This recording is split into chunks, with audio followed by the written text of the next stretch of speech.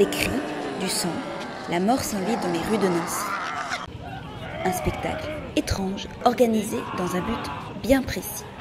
Alors la Zombie Walk a été créée dans le but d'ouvrir le festival de l'horreur et de la mort qui tue. Donc ça, on va dire, ameute entre 400 et 500 zombies.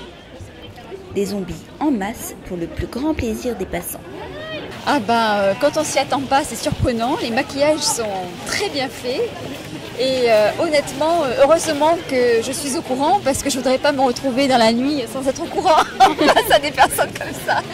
Mais bon, non, les maquillages sont très, très surprenants, c'est très bien fait. Hémoglobine et visage livide, les participants de la Zombie Walk rivalisent d'astuces pour parfaire leur rôle de mort-vivant.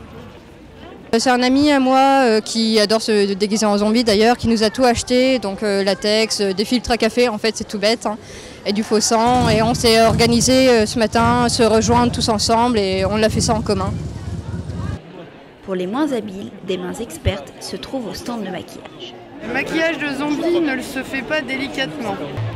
Des visages effrayants, mais une ambiance conviviale à l'intérieur comme à l'extérieur du cortège. C'était plus un moment à partager entre amis, parce que déjà le fait de se préparer, se maquiller, tout ça, c'était un moment assez sympa. Et puis après de déambuler dans une bonne ambiance, quoi. Enfin, j'espère. Et je trouve que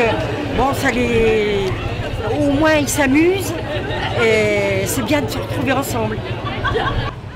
Partis du théâtre de la Manufacture, ils errent dans le vieux Nancy pendant 2 heures. À mi-parcours, petite pause morbide sur le parvis de la basilique Saint-Ève. 17h, retour au point de départ où des breuvages tels que jus de menstruation ou sang de leucémique les attendent. Projection, pièces de théâtre, fête foraine à l'ancienne, frissons garantis jusqu'au 2 novembre, date de clôture du festival.